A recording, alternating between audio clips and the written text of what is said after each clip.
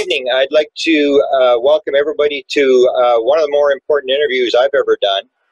I have with me tonight Melinda Leslie, who is a researcher who many will know as a researcher who does MILABs, experiencer, abduction type stuff. I know her a little bit different now. Melinda and I met last November and at a conference held by Paula Harris, the Star Wars conference, and Melinda wanted to get a hold of me, and I didn't know this about Melinda, so I want to set this up tonight because if I didn't know, then I don't think anybody else knew, and that was that Melinda wanted to get a hold of me and talk to me about the Avery group, about a sort of an effort by government people to interact with the UFO community, UFO researchers in the UFO community who are maybe sometimes playing both sides of the fence, working for the government and doing research. And I didn't realize Melinda was working on this. I had worked on this for about 30 years. And so we had a meeting in Laughlin, and Melinda told me that she and her partner Randy Cocaine had been working on this for well over 20 years, maybe almost as long as I had. I was very surprised to sort of realize that she was working on this as well. And so she gave me 80 pages of notes that I had never seen before of her research. And basically she was picking off the same type of people that I was, said that she had the same names. And what was different between Melinda and I is that I almost never interact with the people, the high-level officials, the people that are interacting with the UFO community. I sort of sit on the sidelines and watch. Melinda, on the other hand, has interacted with quite a few high-level military people, intelligence people who have interacted with the UFO community. And in March, Melinda and I will be giving a series of lectures in San Francisco at the UFOCon conference. And Melinda will go through her list of people, her background, how she got in it.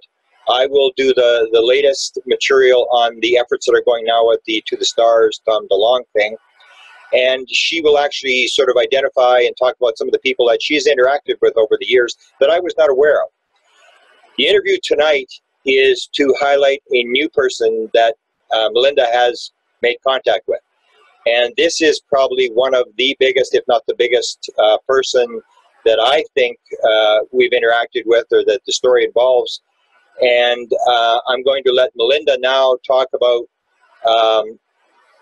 how this happened, how she came in contact with this person, who the person is, and how this thing all unraveled. So I'll let you take it over, Melinda, and tell us, how did this thing happen, and who are we talking about? As I was saying, I had recently an incredible fortuitous series of events that led to my meeting a individual very highly placed in this story that we've been following. And that was Jim Semivan, the co-founder and vice president of operations for To the Stars Academy, TSA. So, and it was quite a remarkable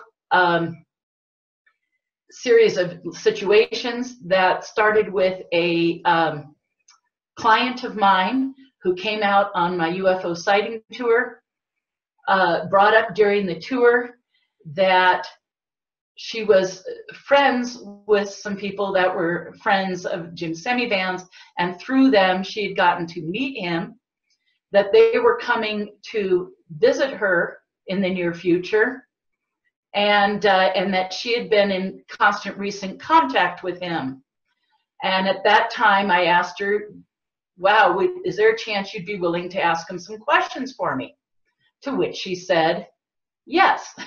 And she said, if it should come up while they're visiting, and, you know, well, dinner or breakfast or something, you know, if it felt right, she might ask a few questions from me.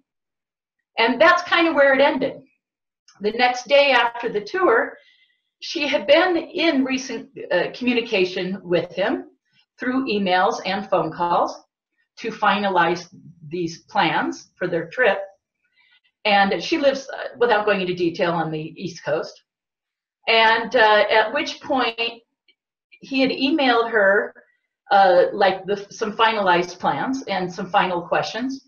while she was out of town visiting here in Sedona, Arizona, to which he said, where are you while you're out of town? You know, she had told him, you can email me, I'm going to be on vacation, but I will look for your emails. And he said at the end of a long email, by the way, where are you? And she responded, Sedona, Arizona. And he said, oh my goodness, I'm going there in a week, and a little over a week. And he said, wow, I'm going there, you know, this was all via email.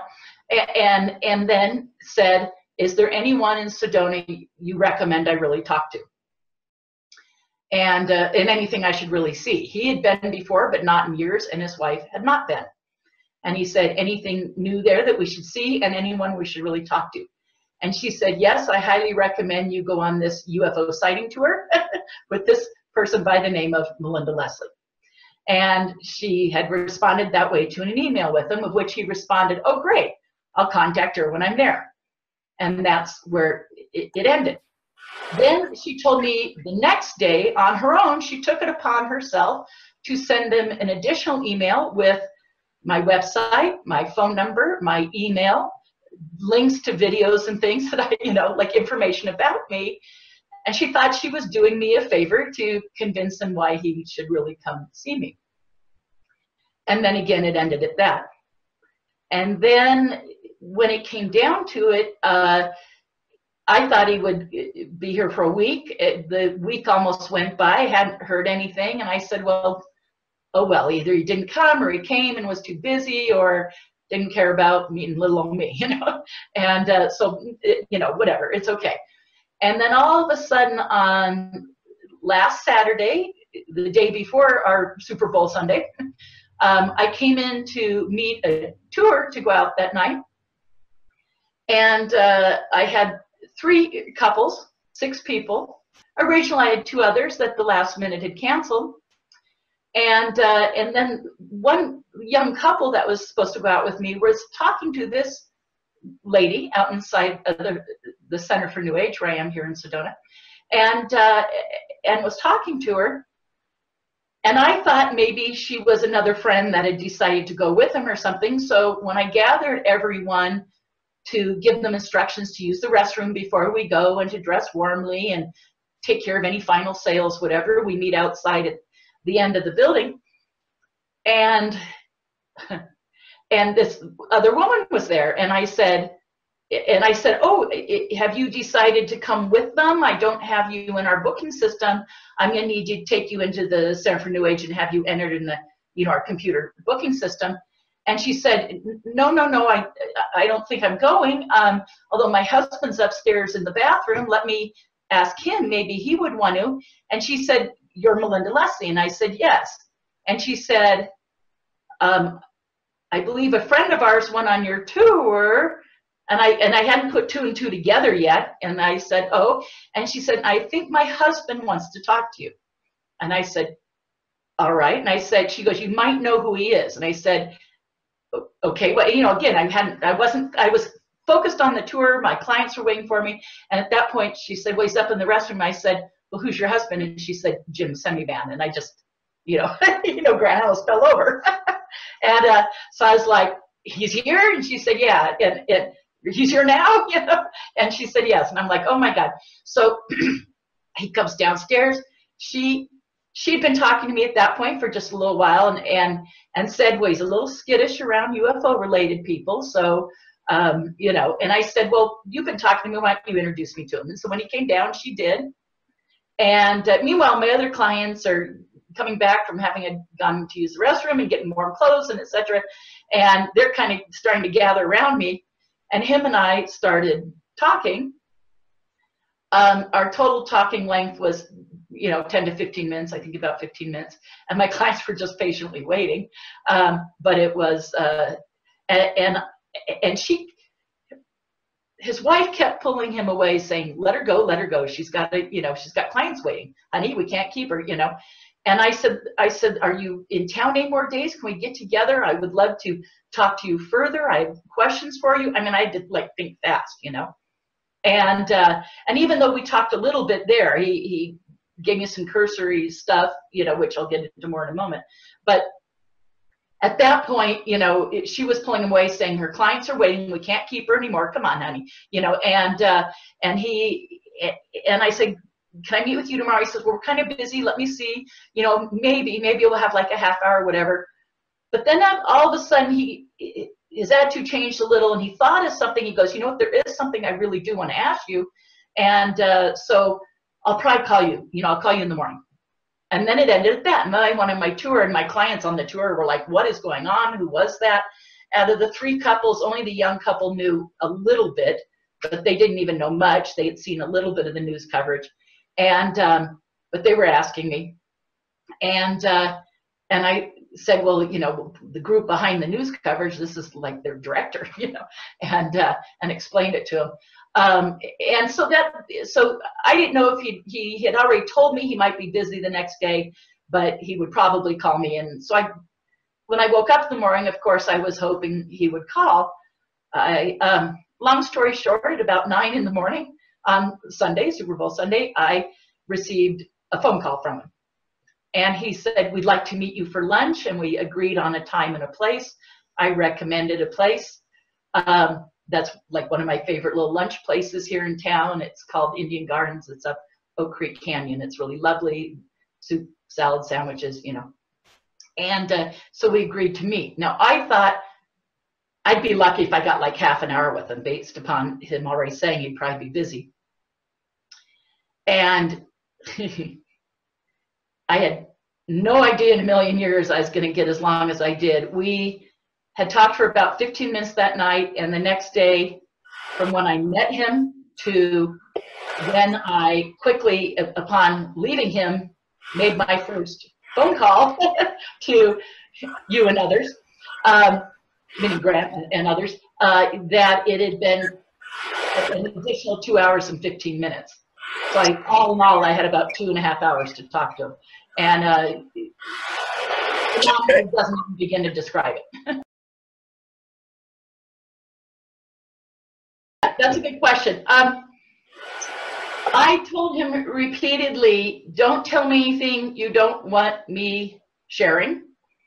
In other words, I was letting him know that I'd, you know, be sharing this. I said, don't tell me anything you don't want, you know, known, and anything you want private, or you can tell me beforehand if there's something that you don't want shared. And there were a few times he was guarded in what he said and kind of stopped himself. And then there were very few things that he said, this is just between us. So if he was preferencing some comments with this is just between us, he knew the other things were things that I was likely going to share.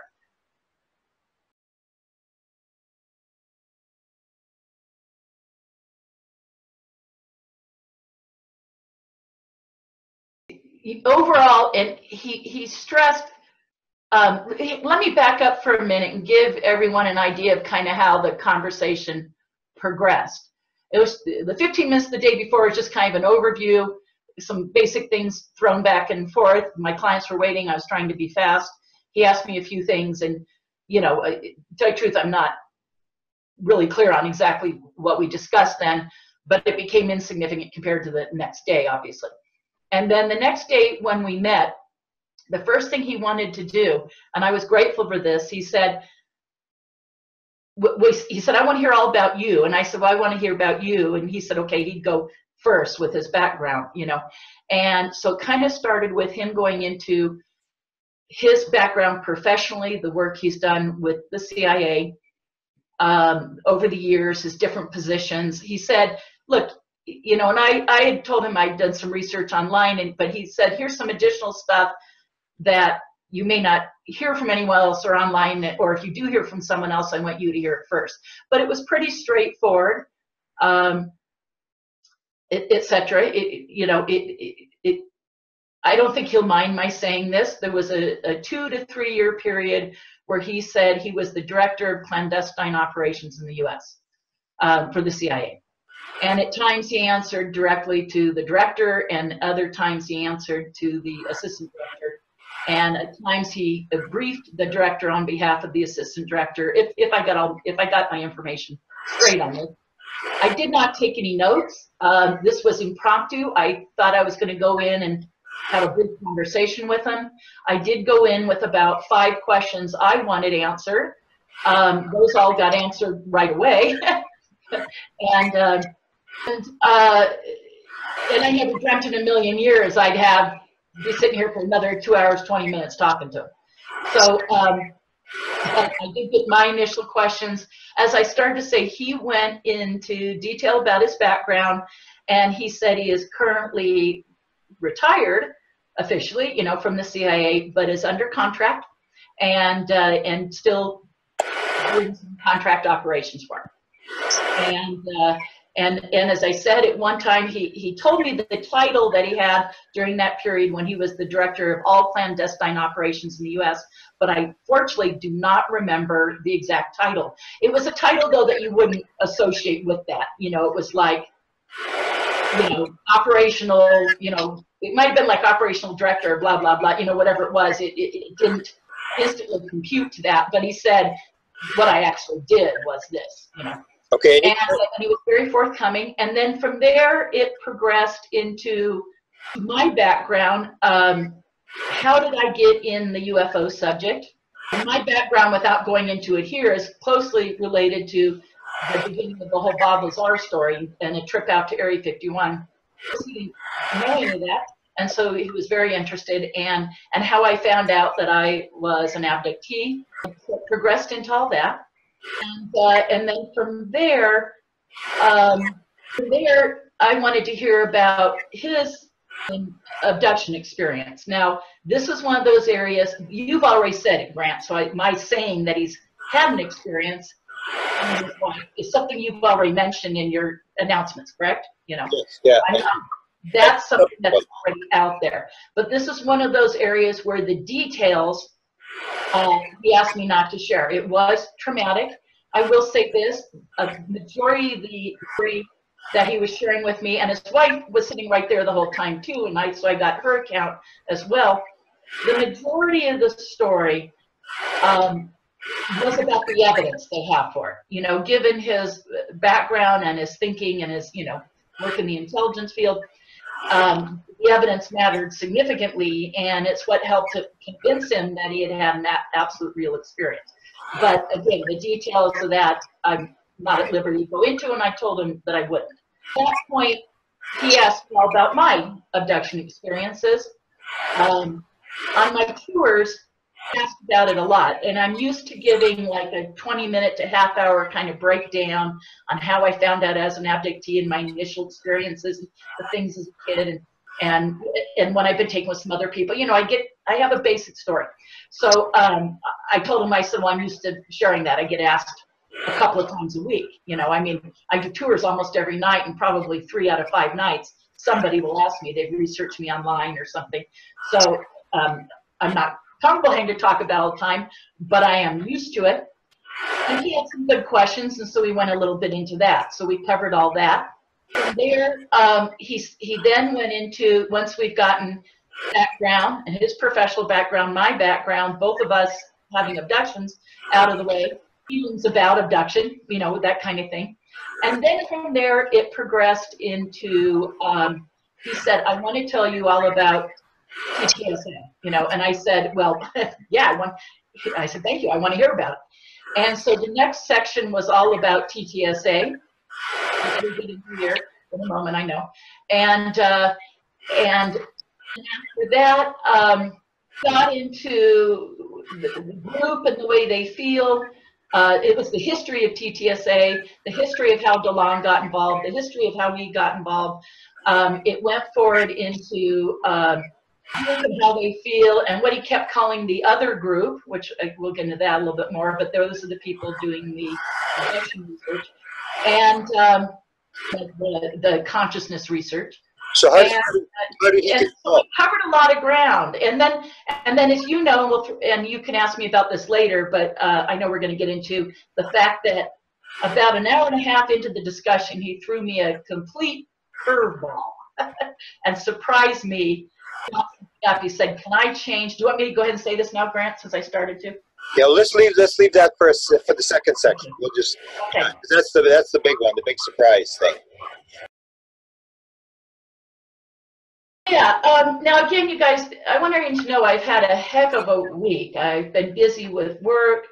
I did not record this conversation. I did not take notes, and it was a lot of detail to remember. And I'm going to apologize to everyone in advance that what I have done to remember is, first off, that night, Grant, Lorian, Fenton, and myself got together and talked about it and recorded that conversation, which I have in detail and taken some notes from. And then there were some other individuals, researchers and friends that I have spoke to, and some of them had really good, tough questions, and it helped me refresh my memory. But I want everyone to know this is going purely for memory, and I do apologize in advance that some details are lost in the shuffle. But this is where I said, Grant, ask me questions, and that'll help spur on my memory. And I have addressed certain parts repeatedly with some individuals privately, and so that has definitely helped me refresh my mind, you know.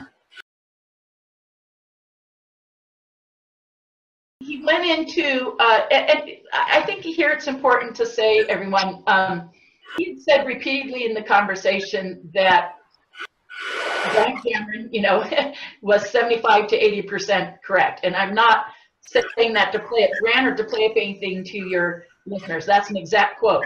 So Grant Cameron is 75 to 80% correct. And the only things that are wrong are a few minor details. And you know, we can correct them on the details, minor facts, you know. But the overall take was 75 to 80% correct. And I really want to know he said that. And so a lot of stuff I feel like I don't necessarily need to rehash everything Grant has said about this so far, because I'm 80% correct, you know. And now with that, went over a lot of that with me, a lot of the detail, and yet it's all just confirming what I'd been following.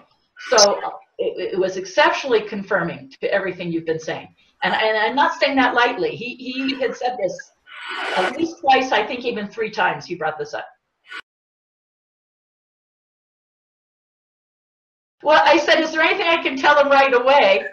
The only thing that really stuck in my head is he said, tell him I never briefed the president. So we correct that. Yeah, and he said, I never briefed the president. I was never in a position to brief the president.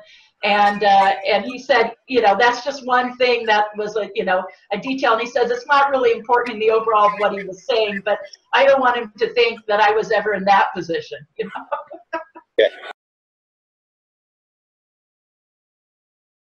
Lots of things. Here, I'll grab some notes, and not necessarily in any particular order, okay? Okay, go ahead. Yeah, sure. Okay. I had gone in, like I said, kind of with 5 questions. I said, what day or date is the next footage coming out? I'll go ahead and get into that. Yep. And I had heard through the grapevine, of course, that there was more footage. We discussed that. That there were documents and that there was metal and the scientific findings from that. So we went into all this in great detail. So the first question I asked him is, what day or date is the next footage coming out? And he had, and again, you guys, it wasn't like I had questions in front of me. It came up in the conversation. But again, so I'm going to hit a bunch of things here that aren't necessarily in order. They're just as I remembered, and I took some notes. He went on to say that they have another piece of gun camera footage. It is ready. That they realized they made some real mistakes the first time. They have listened to everybody's complaints and alternative views of the footage, and realize that they need to back this up with more evidence this time, so they can head that off at the pass, you know, so they can already have those answers in place. They have photo analysis experts that are being brought out with this. I did ask him who's the point man on the next story, and he said again it was Luis Elizondo again. And he said that they have this other piece ready to go, that they've dotted every I and crossed every T. They have their facts straight. They have their evidence straight. He said it'll have a lot more supporting evidence behind it. And he said that it should come out any day now. And I said, well, like in a week or 2 weeks, or, you know, by the end of the month. And he said, they're ready. They now have, they realized after the release of the last piece, they were going to release this one sooner. But the first thing that happened was, well, a couple of things. First off, there was Christmas and New Year's. Then there were a couple major political things going on. These gentlemen involved in this were all busy with things going on in their lives. And then he said we wanted to make sure we did our homework. We had our evidence in place so that we could head all those questions off of the past, as I just said. So he said we really wanted to make sure the evidence was backing up, and we had supportive paperwork, supportive evidence, the photo analysis work done, this kind of thing. And he said we've done all that. And he said we worked very hard to get that all done. He said we've now gone to the New York Times again, but he said they have their own agenda, their own schedule. They did, the New York Times had told to the Stars Academy that they had sold, he gave me a number of, you know, months or something. I want to say 12 to 18 months, something, I can't remember his exact number, as far as this was the most newspapers, you know, the paper had sold, you know, and their biggest, you know, seller, even more so than any of the major political stories in the presidency and etc. So he said they told us this sold more papers than anything. So of course they're extremely interested in, you know, running another story, but they're in the midst of their own agenda. He didn't state this, but the way he said it led me to think he was referring, of course, to the political agenda that for the Times, you know, and he said, so now kind of the ball's in their court, you know, and he said, we're hoping it comes out sooner rather than later, and whether it was going to be in the next couple of weeks or not. And I said by the end of the month, and he said he really hoped it would be before the end of the month. But he says it's out of our hands regarding that timing, and we are going to the New York Times first because of the established, you know, relationship with them. But then they're ready with Elizondo to hit the news, etc., and all the supporting evidence that he says that they have for it. Yeah,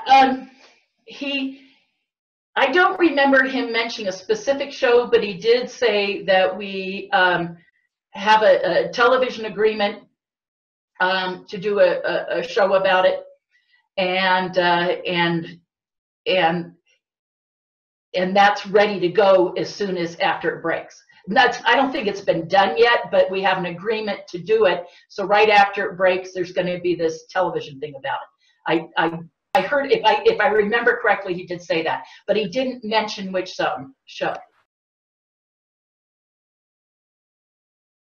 For him personally, he felt very strongly that this was, if you could say there was an overall purpose, at least in his mind, is to educate the public and to educate others. And he, it's not hard disclosure. It's not disclosure with a capital D. We talked all about this. We talked all about the fact that it is soft disclosure, at least in his mind, that he is hoping that it snowballs and there is both enough public attention and media attention that it goes before Congress and that they get involved and look at it the way they should have all along.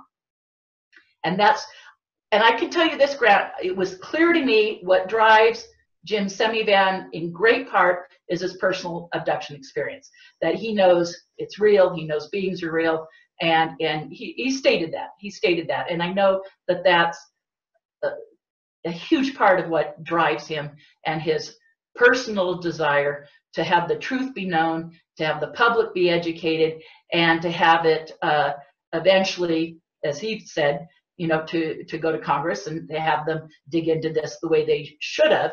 And so it's like they're having to go back and do what should have happened in the, you know, 40s and 50s.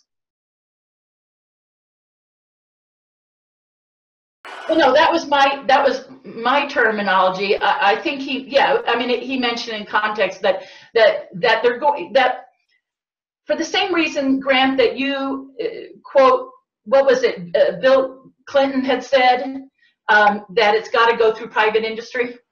Yeah, I can't do it, but you can. Yeah, he was kind of referencing that.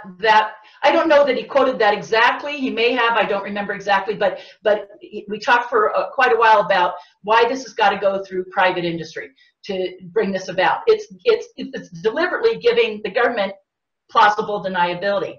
And I brought up, in that context, I brought up that Hal Puthoff had said with George Knapp on Coast to Coast that George Knapp said, was this green lighted? Hal said yes, and then he kind of paused and said green lighted. Yes, green lighted. And I think he even said it twice to my memory. So I said, well, Hal said that this was green lighted, and he said yes, green lighted. And I said, higher up at the Pentagon, yes. Now, I didn't ask him who or what, and I dropped the ball there, everyone, and I can go back to him and ask him. And one thing that kept being very clear throughout this conversation is that this was an open communication, and we would talk again, and there would be other opportunities.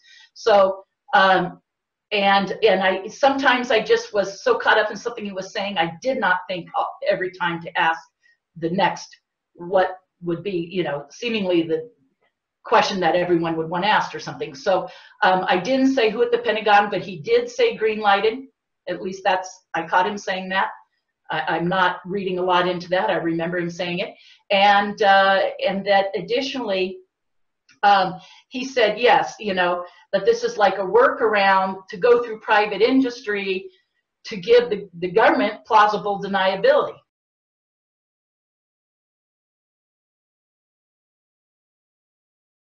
Well, and I think you know this is one of those things, so you can clarify me, because I know it matches something I've heard you say and we've talked about in the last couple of days, which is, yes, DeLong got invited from someone he knew to go to the company picnic, that whole story. There he met these high-level generals and other officials with Lockheed Skunk Works, okay? Lockheed Skunk Works and Bigelow Aerospace are in projects together. That was clarified in case there was doubt in anyone's mind. That got clarified repeatedly in this conversation, that they are working on stuff together. He even named the division and the sub-company that's doing it, and I don't remember the name.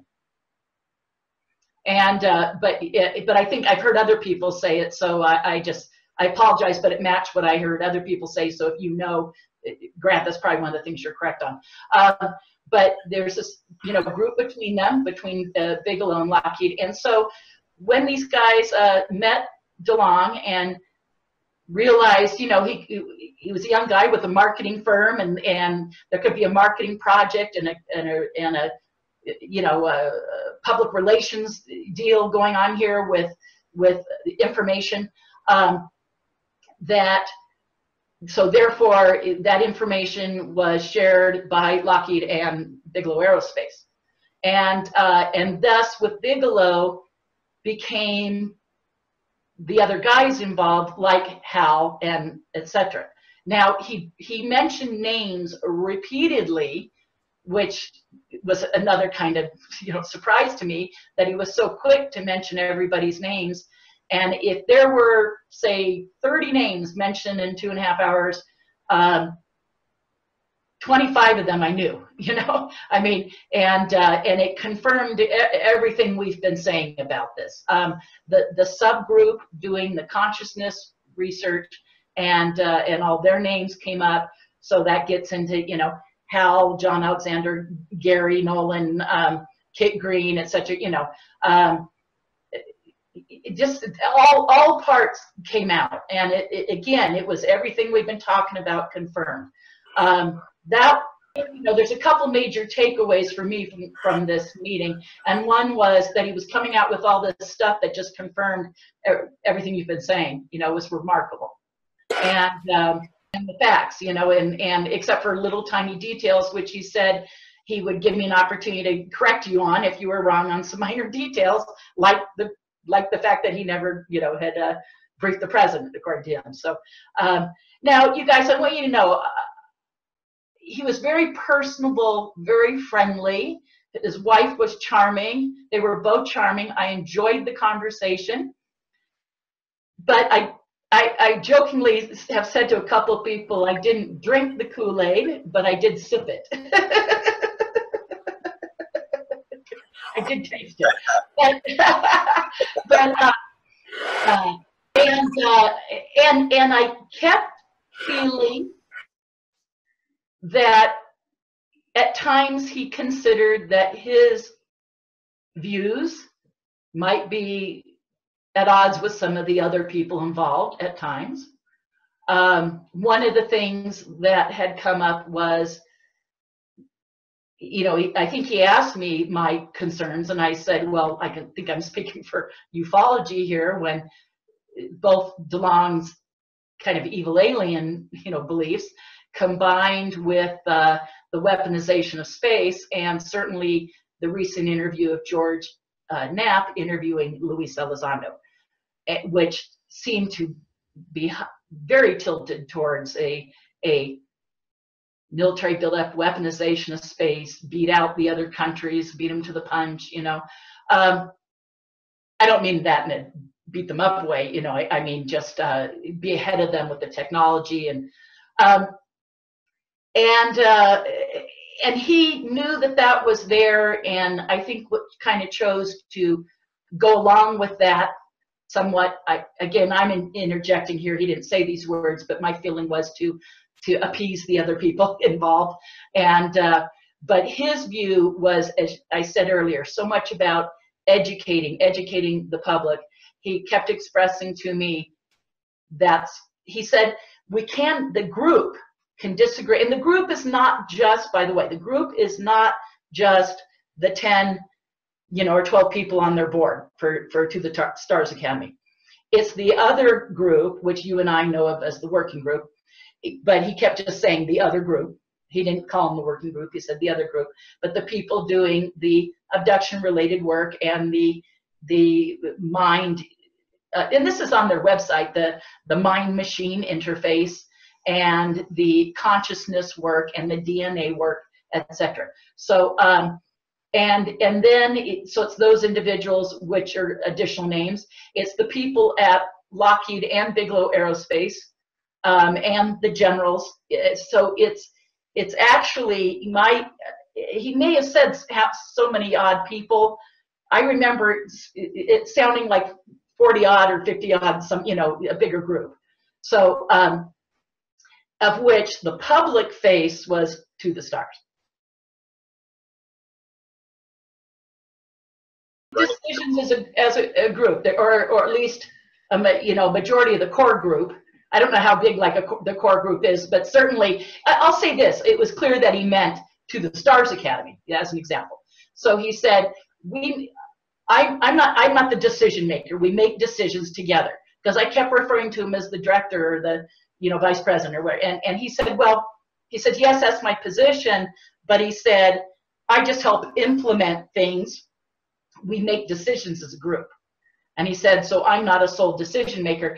And I told him repeatedly, I was glad that he was a part of this, because it sounded like he was a buffer against some of the things that at least ufology might might kind of label as somewhat negative, and like I said, things about, yes, they want to build the technology and build, advanced spaceships, and of course, you guys, the funding's not going to come from, $2 million from independent investors. They know that this has to go to Congress, and and of course, there's a desire to have contracts awarded to Bigelow and Lockheed and their other associates, for technology development, and so that's a big part. But he was stressing to me, well, there are those sub-agendas. The main agenda is about the education. The main agenda is to bring out the truth. The main, so he was stressing that, and he certainly believed it. Whether he was saying it to me to get me to believe it, or he was just stressing what he was choosing to believe, it almost doesn't matter. He said it.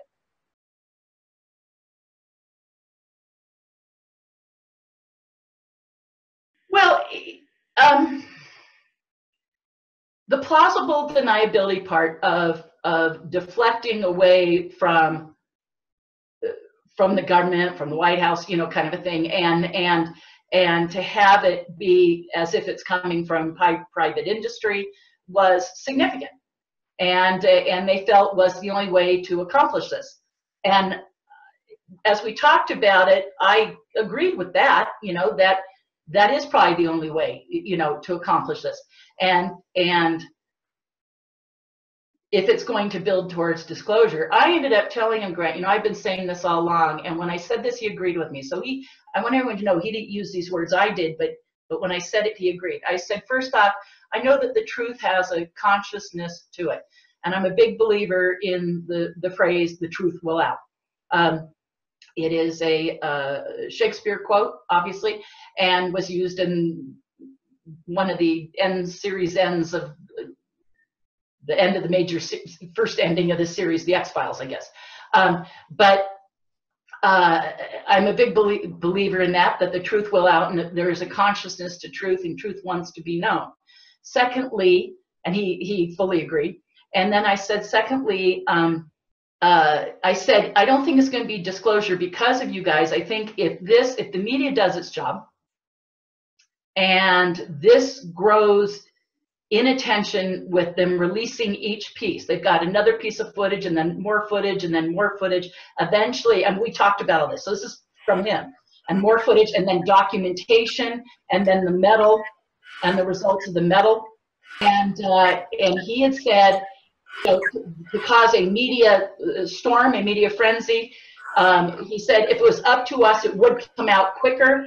But there's so many factors, everything from these guys all busy themselves to they're wanting to do their homework before presenting each piece, so they have the evidence and experts and stuff in place so it floats and isn't shot down. And then additionally, the media needing to get on board when right now this isn't their primary story. They're dealing with some major political stories, and that they have major political agendas.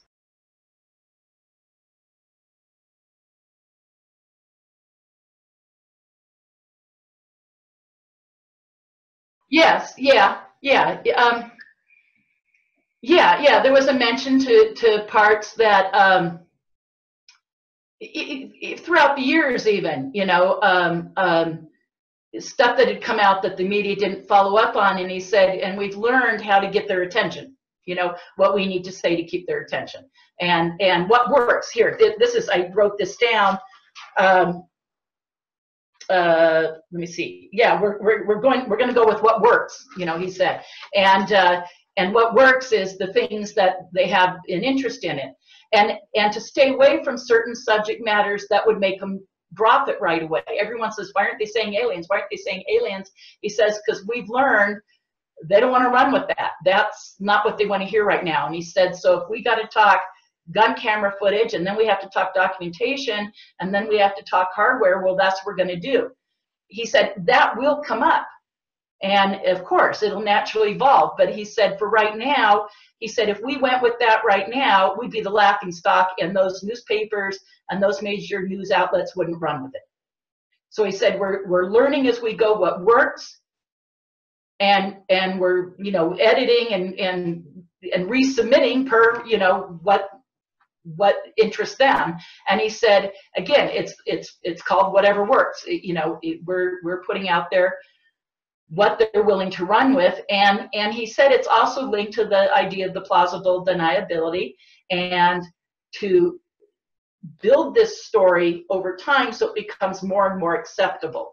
And he said you start right off with that and no one wants to hear it, or they instantly go to the giggle factor and the ridicule factor, and he said we have to build it for acceptability. Yeah, oh, his wife interjected repeatedly throughout everything. There were a couple times, it was very cute. There were a couple times he was guarded in what he said to me, and she'd go, oh, come on, honey, just tell her. And she'd spur him on, he'd go, okay. It was very cute. He was a sweetheart, and she was charming. So he said, Pandolfi, he said, Gaddafi's trying to just deflect attention away from him and the things that he's doing. He always plays this really mysterious game, and to take what he says with a grain of salt. But he said, you know, he's always trying to deflect from anyone from this leading to him. So he's very well aware of everything going on and purposefully deflecting away from it so it doesn't come back to him.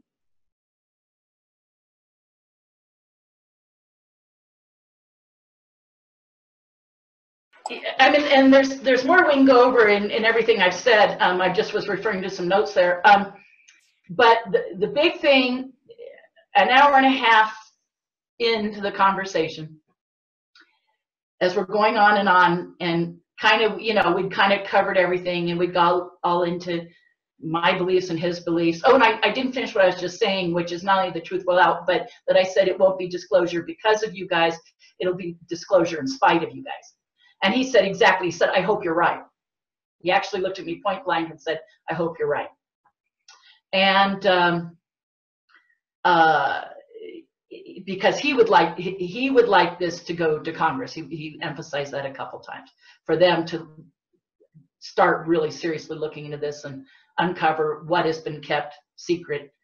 And you had brought up before about constitutionality, and you know that for them to look into that and the secrecy of this. Now, but this is interesting because this then leads into what you just asked me, because an hour and a half in, out of the blue, and I did not expect this at all. I didn't know he knew this about me, but I'm not surprised given his background. As soon as he heard from our mutual friend that he should contact me, he obviously did his homework. And as well as I did my homework on him, I already knew a bunch, and I did a lot of internet research. Well, he obviously did the same thing on me. Because an hour and a half in, out of the blue, he says, can we change the subject? There's something I want to bring up. And he was really very serious. I said, sure. And I said, sure, what is it? And he said, I want to ask you about your MyLab research. And that just, I couldn't believe he went there. He said, I really want to ask you about your MyLab research. And as we got into it, you know, I gave him kind of the basic understanding of that. And I know you want to get into that more with me here, so we will. But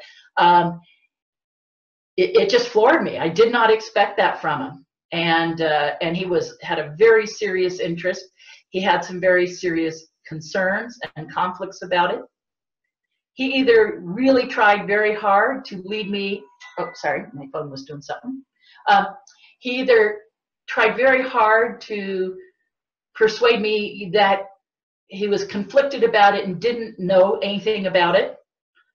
Because if he knew anything about it, he gets an Academy Award for his performance, because it really seemed like he was concerned and conflicted. He was aware of it. He had heard other abduction accounts of it. He wanted to know a little bit about my personal experience, as well as an overview of my research of it.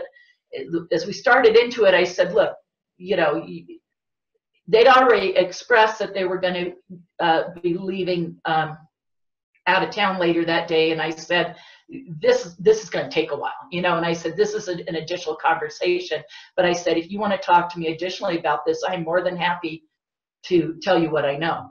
Just if anyone out there is a case of mine, of course, I'm never going to share a name ever without prior permission from that person. And just to make that absolutely clear, you know, but overall concepts and ideas and the nature of things happening, sure. I mean, everything I would normally say in my lecture. In fact, I will probably give him a DVD of a recent lecture if he really, you know, in fact, I should probably that just came into my mind, but I should probably offer that to him. That way he can get a basic understanding, and that's a beginning place to talk from. He felt he knew it was going on, but he went into this whole thing of not being able to understand how that kind of secrecy would happen, how something so complex, these billion and possibly $1 trillion underground installations, maglev trains between all of them, military personnel and aliens working together, reverse engineered craft. You know, these guys want to do that.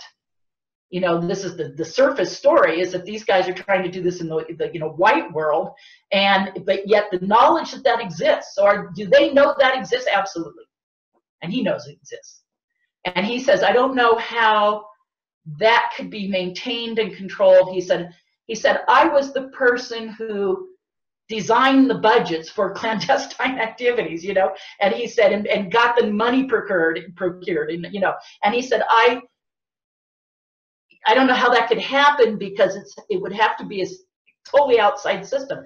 And I said, well, yeah, you know, the phrase like Dolan uses, you know, breakaway civilization, that it's a completely separate functioning, you know, civilization. And I found myself, this was just absurd. I found myself explaining this to him, and I caught myself and I started laughing, and he looks at me, he starts laughing, goes, what's so funny, you know? And I said, this is absolutely absurd that you, of all people, running all the things you did with the CIA at such a very high level, that I would be explaining compartmentalization to you. I said, you should be, you know, giving $1,000 seminar that I'm going to go here because I want to learn how compartmentalization works. You know, I'm like, I said, this is nuts. You know, I mean, it was so absurd. I said, excuse me. I said, I feel like an idiot that I even, you know, started to do that. And he said, no. He said, you know, he was trying to make it sound like he was trying to understand how it could happen. I said, well, you know about need to know. If you don't need to know, you're not going to know. And compartmentalization and you know, secrecy. And I said, you should be telling me how this could be possible. I said, I don't know. And I said, bottom line is, I don't know. I just know that it is. And he said, well, I don't know either, but I know that it is. And so we just kind of went, oh, well, you know, that's where we were at. Like I said, it was about an hour and a half in, so I'd say almost an hour. Yeah, I mean, and yet it did. So he's saying, I'm not saying it doesn't. He's just saying, and I felt like he was truly conflicted about that. And I did tell him, I said, maybe some of the other guys you should ask, because some of them know. And he said, I think you might be right. And I had brought up one of the questions I had when I heard that you might be talking to him was the idea of constitutionality. Did you bring that up in terms of Millett? Yeah, I just said that, you know, he agreed that's why it needed to go to Congress, is because this, you know, he said they need to look into this and find out where the money's coming from, what's happening, because he said what is happening is unconstitutional. Now, as far as what they're doing, they said what they're doing, they feel they're being very careful to make sure everything they're doing is legal and above board, and that's another reason for it to go through private industry and to release things that have already been unclassified and, you know, so declassified, I should say, and they're trying to be very careful about that, because he said we don't want to leave anything obvious to shoot this down. He said everything from a major news story, a major political thing, and suddenly this takes the back burner, and he says, you know, we reinvent the wheel a year from now or something. And then he said, or we do something that might be perceived as illegal, and then it's shot down. And he said, we're trying to be very careful with each piece we release, with each decision we make, that we can back it up, that we're doing it right, that we're not going to be caught with our pants down, you know. And that's part of the slow process. And then he said a big factor of the slow process, well, first off, there's just world events and things that they're all caught up in with their various jobs and positions and consulting work and everything. And then he said the media and their desire to put this on the back burner right now because they've got a huge, you know, political agenda.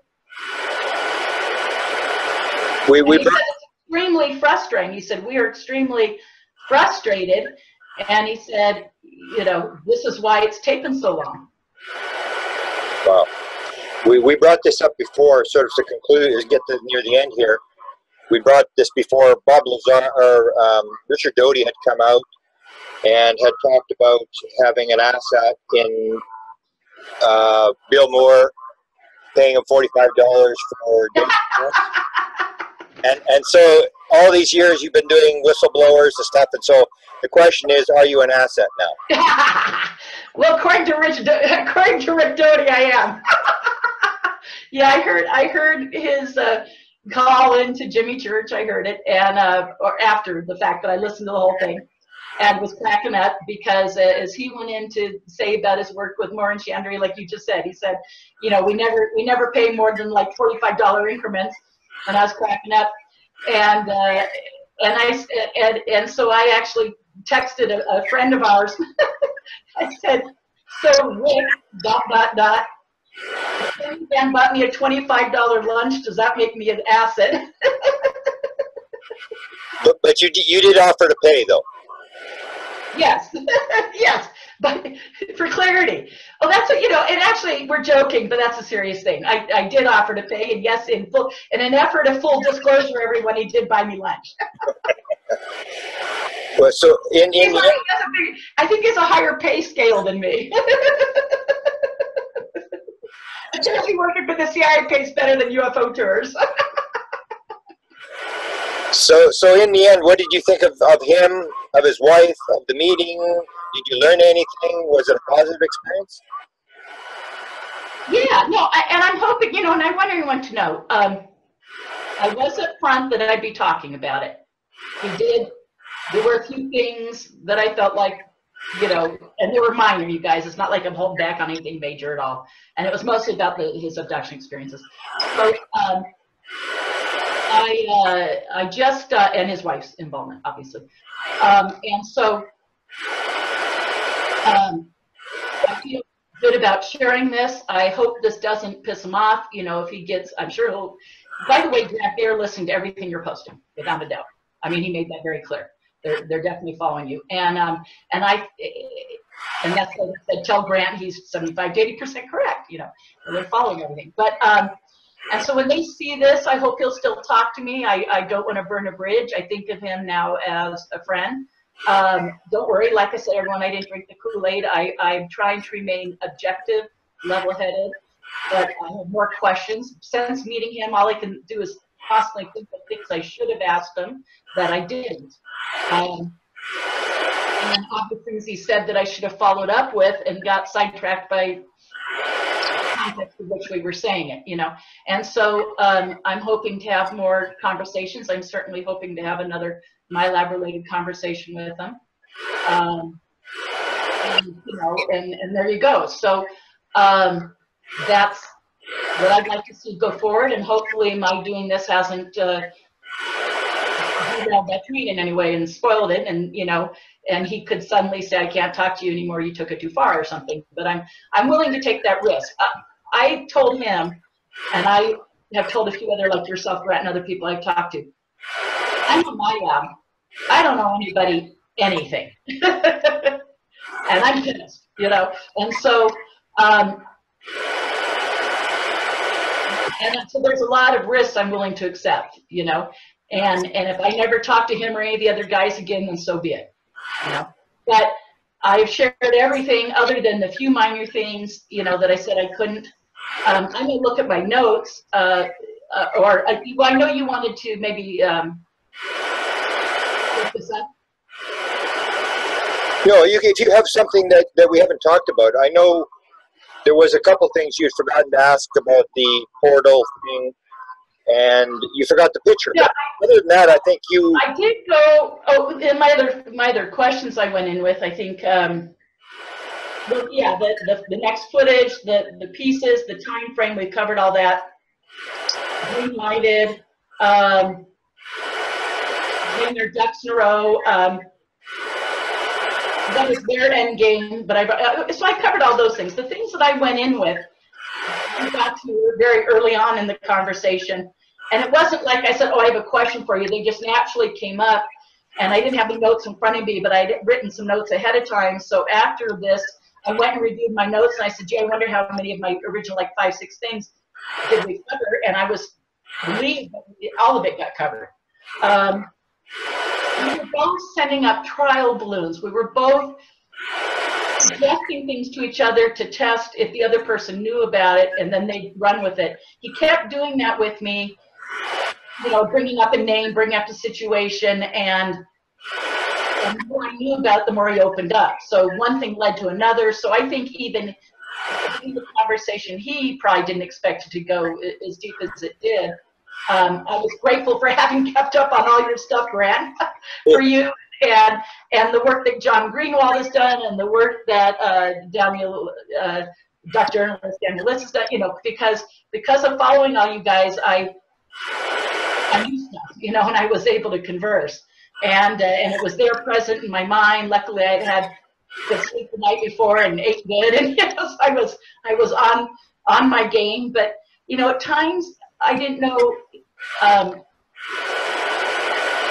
if he was being flat out truthful or if his spycraft is just that good. And I left going, I don't know. All I know is what was discussed and what was said. I felt like I was getting a legitimate person and a legitimate concern from him. I did, like I said, one major takeaway from this is that I felt at times he was maybe at odds with the rest of the group.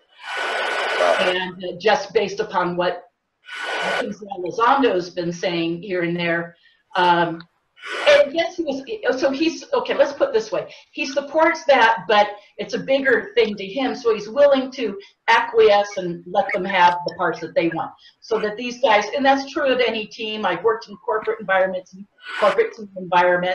and there's that give and take. And certainly in politics, sure, you know, you would expect in these guys' line of work, whether you're talking intelligence background or engineering backgrounds or all the above, that, you know, that's how they've learned to get things done.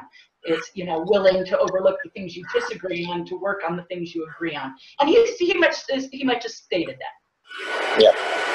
Well, I'm certainly happy that he reached out to you and talked to you, answered your questions, because as you know, I put out this thing on Facebook where I asked for questions, and the results were unanimous. Everybody basically said, how many emails did you get? I have 35 pages of questions. And really no bad questions. You told me like 900 emails or something. Yeah, so I hope that this channel stays open, because we've got a lot of people who have a lot of questions that they'd like answered.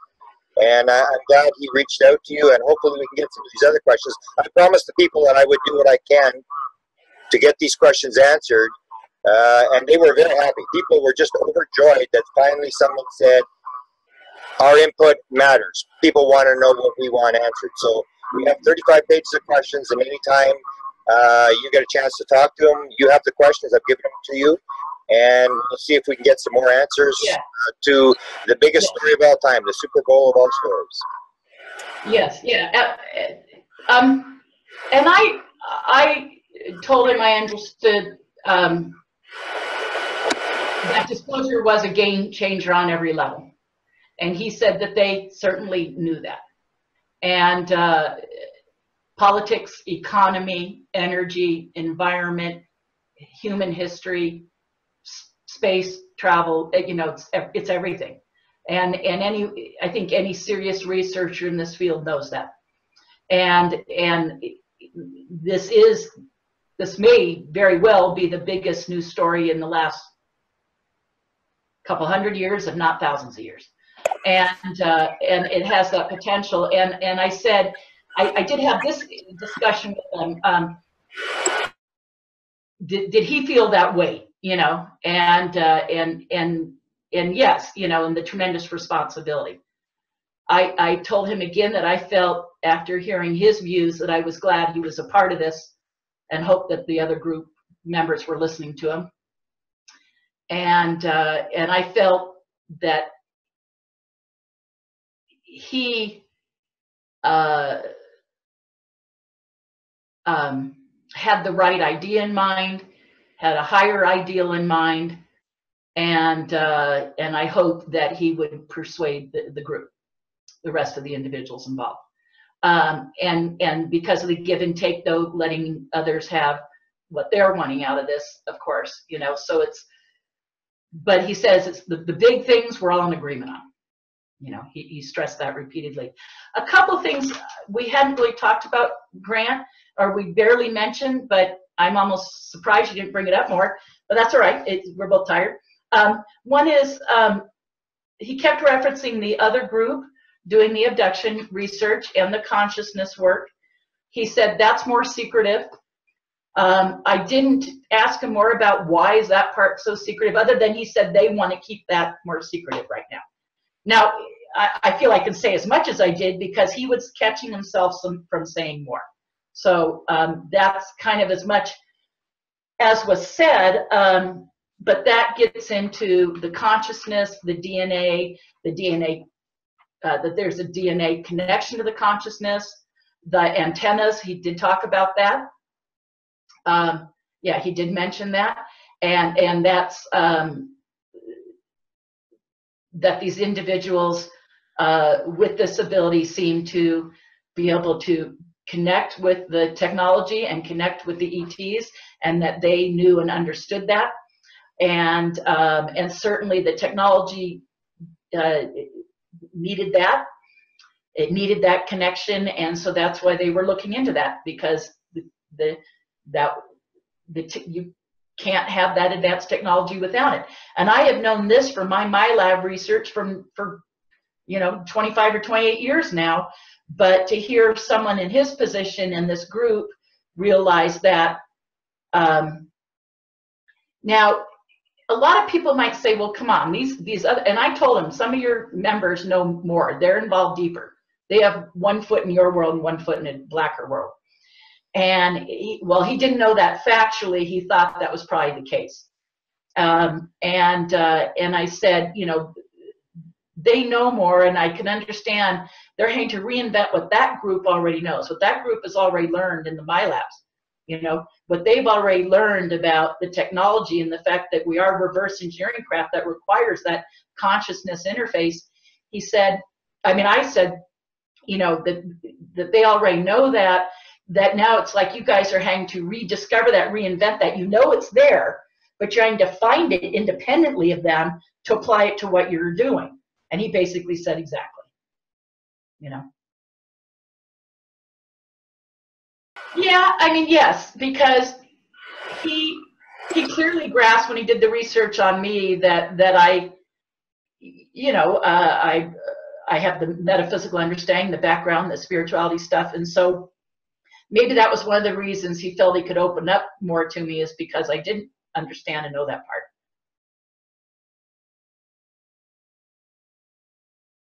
23rd, 24th, 25th, you and I are both lecturing at UFOCon, producer Lorraine Fenton's conference in San Francisco, California. Everyone can go to, and I hope you'll put this down in the text under the video.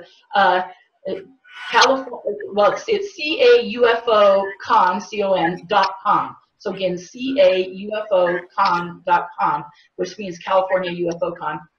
I know that we're lecturing about the current activities up to the minute, and obviously it sounds like long before the conference another piece is going to be released, so there's going to be lots of updates to give. Everything minute by minute you're going to share, so when you walk in that door on that conference, right, you know, you're going to have the latest up to that minute of what's been happening in the 3-year period. Okay, I'm going to give the background on the group, of which you will a little bit too, but I'm going to give how I came across them, going back to what Jim Semivan kept calling the other group. They go back behind this, and they're driving this. And I explained to someone on the phone, well, I'll tell you, it was Daniel Litz with Dark Journalists. I had explained to him in a phone conversation that when you think of, you can't separate these. It's not that there's TTSA and the working group and the people doing the abduction stuff and Bigelow Aerospace and the sub company with them and Lockheed and the guys at Lockheed and the generals. It's like everyone's trying to compartmentalize this and figure out what. I told him, I said, my understanding was after this conversation, you got to think of it as one group. It doesn't mean all the parts are sharing all the time, but the major parts are being shared. And he mentioned that it was bigger with more people. And I don't know if that's 40 some odd or 50 some odd people. I don't know what it is, but it's clearly aerospace, it's Lockheed, it's the contracts, it's the technology, it's the side part, the consciousness, it's TTSA's the public face and the release of information, and Tom DeLong was the marketing firm. You know, it came together in a way that I was able to wrap my head around it. And if people understand it as one group, I think that will help everyone understand how it's working.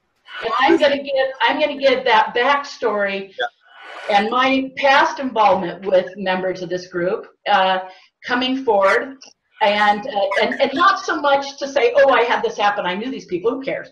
It's about the fact that it is a sample of how the game is played.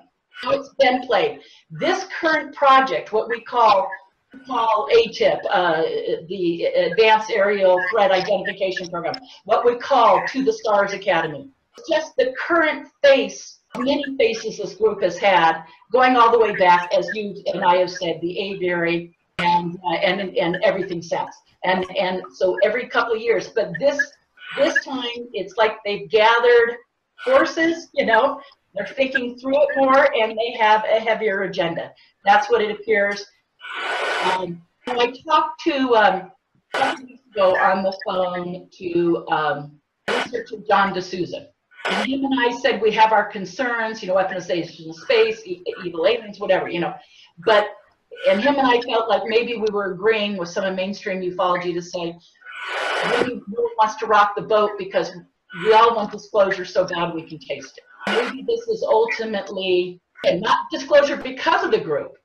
They're not going for disclosure, everybody. They're going for a release flow information feed to accomplish multiple agendas, you know, of which at least I can say for Jim Semivan for sure, because what he said to me was to have it be public awareness, create enough awareness that snowballs, goes to Congress, and they start doing the real digging.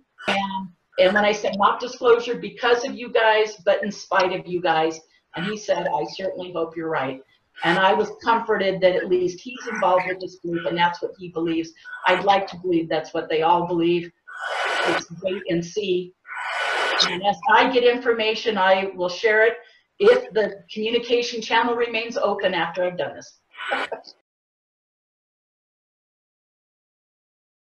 Yeah, come to UFOCon, because as I said, I'm going to give that background so people can really understand how's this happened all along, and they'll have a bigger picture, and then you'll give all the current stuff, so together we're going to be like a seamless presentation. And then we're going to take questions from the audience, and Steve Bassett will be there with us. He's giving a final talk to wrap it all up at the end of the conference. But that first night after you and I present, Steve will have been there to hear us, and you and I and Steve are going to get on a panel together and talk about this, and I am really looking forward to that. Yeah, I'm at the International UFO Congress. I'm not speaking, I'm just attending. I will have brochures and information there, and certainly people are welcome to come up to me and say hi. Preferably a pat on the back, not a slug.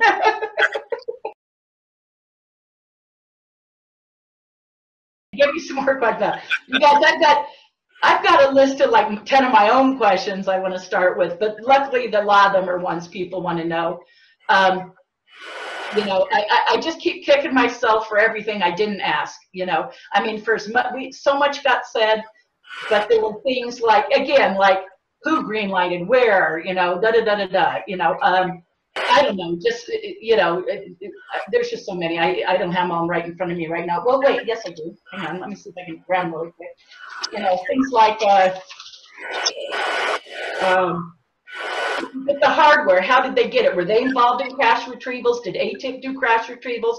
How did crash retrieval stuff, which is in Black World, make its way into the ATIP, the Advanced Aerial Threat Identification Program.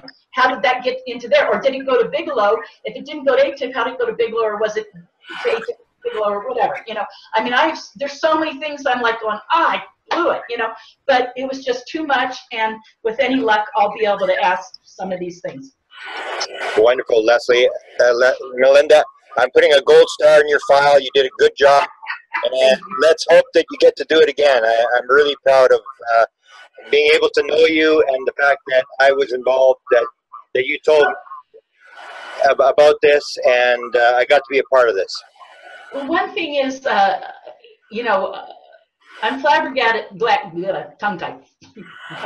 I'm flabbergasted that I met him, that I had a client come on my tour who knew him. They had some mutual friends.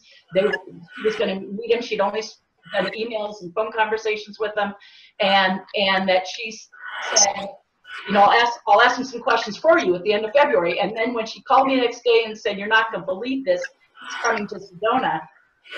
I mean, and she even said, Melinda, you must have some incredible soul power, some incredible draw that, you know, and I feel like it was consciousness at work, divinely inspired, meant to be. And I'm constantly having to check myself. I ego in check and say, you know, I have to put my thinking cap on. I am not trained in spycraft like these guys, and realize at any moment I could be fed something. You know? But I met a man who was very nice and pleasant to my face, who I'm choosing right now to believe the majority of what he said to me. And if he wants to have something put out there, I'll put it out there. And I'm going to ask questions as long as I can.